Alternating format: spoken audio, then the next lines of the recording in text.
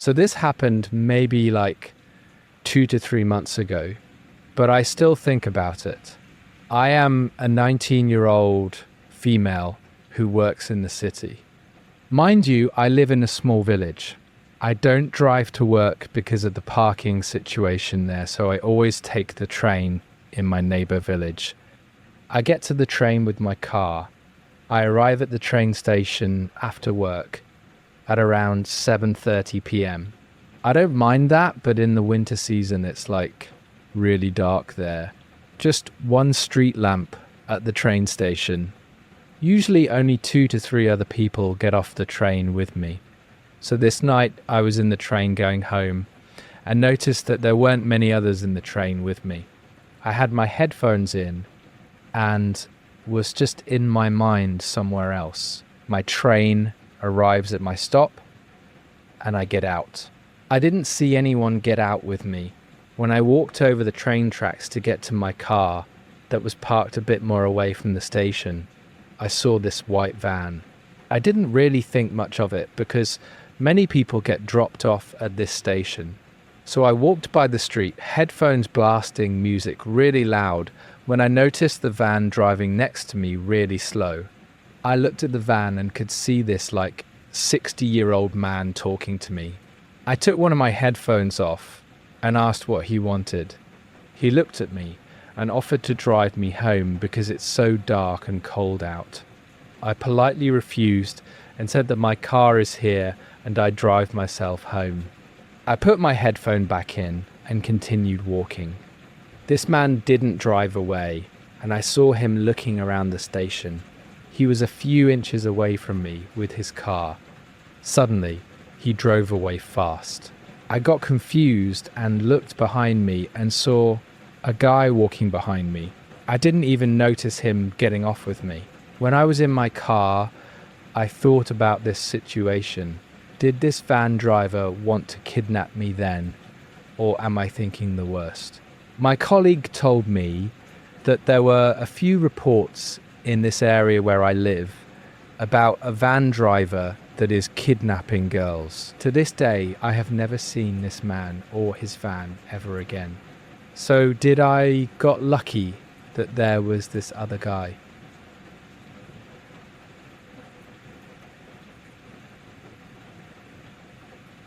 About a week ago, I was at a store and ordered an Uber to take me back to my mum's house. The ride is about 30 to 45 minutes, and although there are some rural areas in between, I can think of several different ways to make the ride, all on main, well-trafficked roads. I've made the drive myself many times.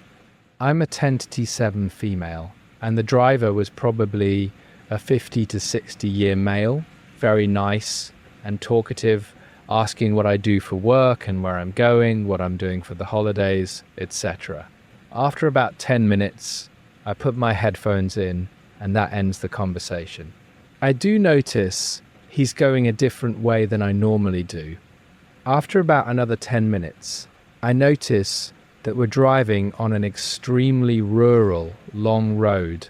I pull it up on the Uber map and it's very off route. We're still driving on this one-way road for like 3 minutes and there's a couple houses, no cars, some horses, definitely no people. At this point, I'm sitting up more alert, have taken my headphones out. He's not saying anything. I'm watching us drive down this little paved road on the map and notice that up ahead, it appears to be a dead end. At this point, I'm getting nervous, but I'm hoping that he will come to the dead end, turn around, and we can get back en route. So at the end of this road, he makes a right into what appears to be a fucking dirt driveway. So I'm like, why are we pulling in here? And he makes some excuse about how his GPS routed him this way. I say, I really don't like this. Can we get back to the main road? And he just says, oh yeah, the main road is just up here. And he continues driving down this dirt road behind these people's houses in the woods. Like it's literally an ATV trail, and he's driving between trees in his sedan. At this point, I was literally about to just jump out of the car. I was so scared. I also had my phone in my hand, about to call someone, and he's literally not saying anything. Just driving with his hands on the wheel, not looking back at me, just driving like he's been on this little dirt path 100 times. And I know he has been, because this was not even a road that showed up on my map, and it was behind houses in the woods. You'd only know this was here if you've been there before. So he keeps driving, and I keep telling him we need to get back to the road, and he just keeps saying we will. After probably a full 3 minutes of driving in the woods, he takes a turn on the trail, and it takes us back onto a paved road. A little further down, another turn, and now we're back on a real road with other cars, and I suddenly feel a little safer. Then he starts laughing and being like, "Oh, I'm surprised the GPS took me that way. They ought to change that." That was so strange. That seemed like a private road. I don't believe a word he's saying. He purposely took that trail, because if he didn't already know it was there, he would assume it was a driveway and not turn into it like I assumed. That just leaves me wondering what his intentions were. I still had another 15 or so minutes in the car with this guy, and I literally sat with my hand on the door handle the whole time. He tried to talk to me a few more times, but I wanted no part of that ride anymore. I know for a fact his GPS did not take him that way, because my GPS did not even register it as a road. My only hope is that he figured he would just use that as a shortcut, although it made the trip longer, and overlooked how creepy the whole situation came off. What do you guys think? Anyone else thought they were about to be kidnapped while in an Uber?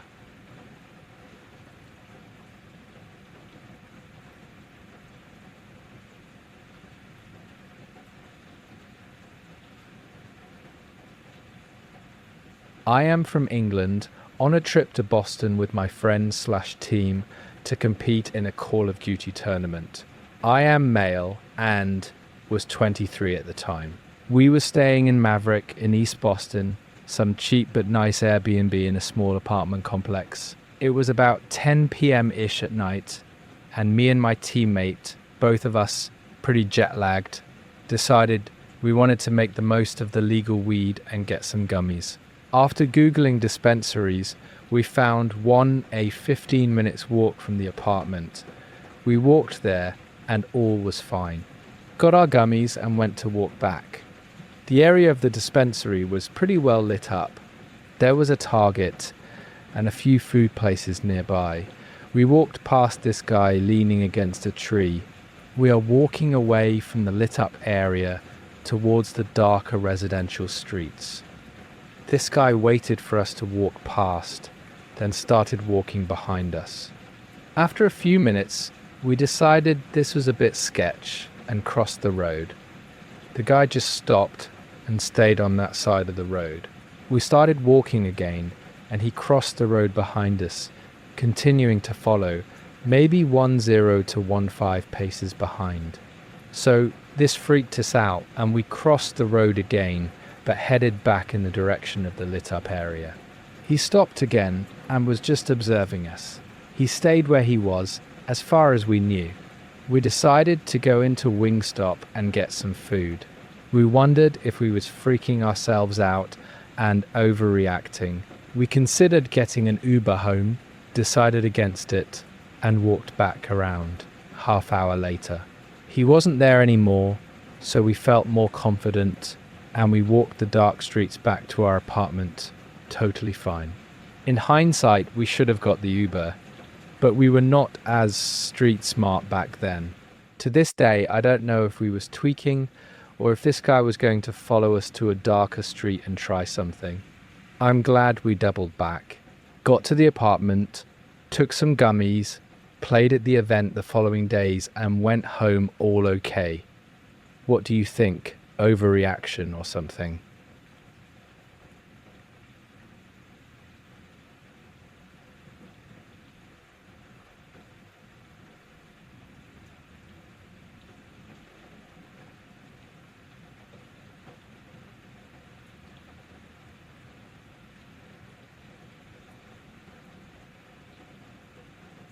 I went grocery shopping for my apartment just an hour ago. Usually I'm in and out, and nobody even talks to me except for the employees. I was in the can aisle, and this man comes up to me. "Did you go insert school?" I said, "No, I'm not from here." He said, "Oh, you just look familiar." He walks away, and I stay in my aisle, didn't think anything of it.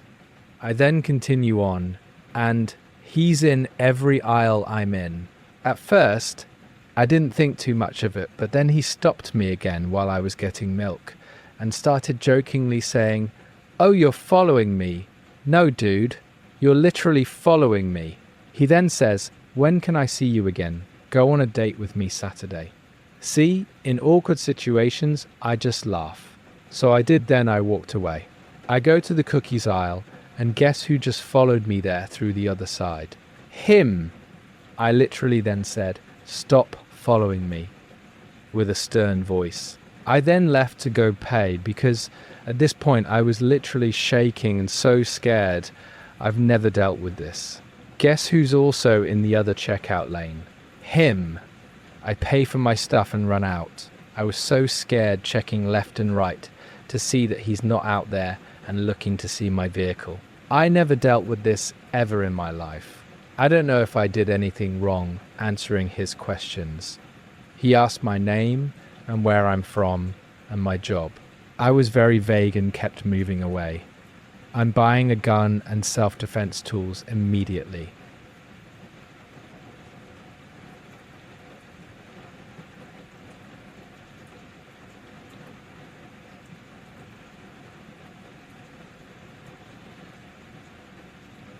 On a road trip, a friend and I decided to stop at Brushy Mountain State Penitentiary and camp nearby. We knew the history of the place and had read up on it on the way there. A friend of my friend came along. She was very into the spiritual side of things and wanted to look for ghosts. That was mostly her interest, though we were all curious about the prison itself. In person, the place is imposing. It is a huge grey prison set hard against the mountain wall, surrounded by thick Tennessee woods. The trees and hills feel alive.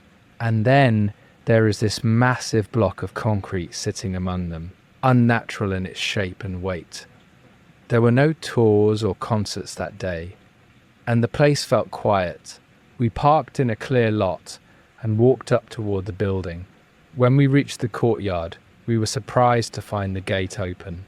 There were no signs stopping us, so we went in and began looking around. There were two men in the courtyard throwing a ball for a large dog. We noticed them, but did not think much of it until the dog wandered over to us. When that happened, one of the men came over and started talking. Instead of asking where we were from, he asked why we were there. He pressed to know if we were part of a tour. Once he knew we weren't, he said he was contracted by the owner to do some work there and that we were not supposed to be there. He did not explain what he was doing or why the gate was open. Once he knew we were just visitors, he became short and insistent. We left the building respectfully without making a scene. We stayed at the prison and continued walking around. My friend pointed out how odd it was that someone on official business would be working with a dog loose in the courtyard, but we did not linger on it. We were still more interested in the building. Not long after, a white crossover pulled into the lot and came right up on us. There was a woman and a kid inside. She got out and immediately pushed us toward the exit. She said her man had just spoken to us and that we were not allowed there. My friend pushed back some, but we still left. As we did, the woman followed us and shut the parking lot gate behind us. Once outside the site, we checked the rules and knew we could be there and that it was a common thing to do. That night, we came back. We parked in the outer lot and waited.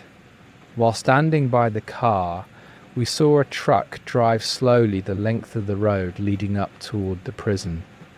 We were in the dark, and it did not see us and continued slowly back. We talked it over. We could drive in, but if we went straight in and got run off, that was it. But if we went on foot around the drive and up the hill first, we could look around and still come back the right way. So we climbed the grassy hill beside the road, staying out of the parking lot lights. At intervals, a bright light swept up into the sky from the prison. We figured it was part of the place. A spotlight maybe left running for effect. As we moved along the hill, we heard what sounded like a dirt bike somewhere beyond the lot. The noise bounced off the hills and then cut out. Not long after that, we heard screaming. It was distant and fearful. We stopped and listened. It happened again. We whispered among ourselves, trying to decide if it was someone else there, maybe someone on a tour. As we stood there, we all noticed something in the dark near us. A wild pig. We had not seen it at first. It shifted and started toward us. My friend grabbed both of us without hesitation and pulled us back. He had seen wild pigs before. We backed away quickly and ran for the car. At that point, we assumed there had to be other people at the prison. The light sweeping the sky and the sound of the dirt bike made it seem active, like there was something going on. So we drove back in openly, like we were supposed to be there. As we passed the road, we saw the same truck parked off to the side. The kid in the back was screwing with a flashlight, pointing it up into the sky. The man was behind the truck, running a chainsaw. The woman was nearby in her white crossover, watching the road. She pulled out quickly and blocked us. She rolled down her window and immediately threatened the police. My friend told her we had checked the hours. She said she knew the owner but would not give a name or a phone number. We left again. Once we were back on the road, we called the police. They said we were allowed to be there, but advised us not to return that night, and said it might not be safe. We never found out what the people were doing. Nothing that happened on its own would have meant much. Any one part of the night could be explained away, but taken together, it all added up to something strange, and that was what stayed with us.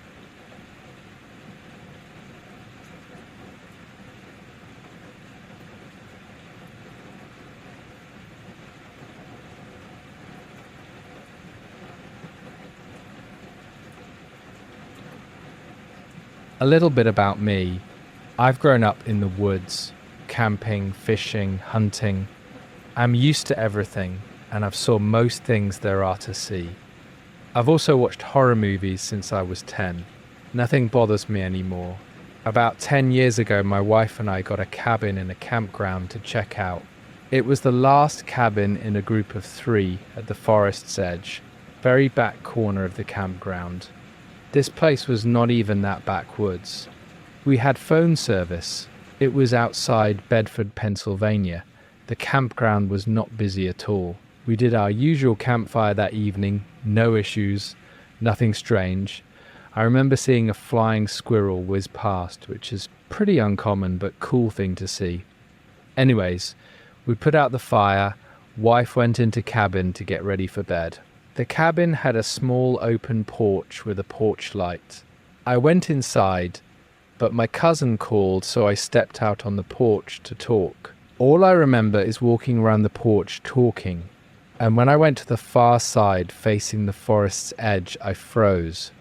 My entire body is covered in goosebumps now as I typed this and reread it.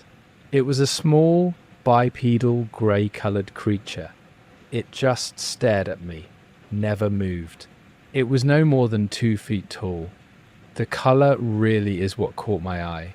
It was like nothing I ever saw before, the way it stood out in the darkness. I couldn't make out its features, but I slowly backed away into the doorway, never taking my eyes off it. It was right off the porch, just out of the light, maybe 5 feet away, just at the edge of a woods.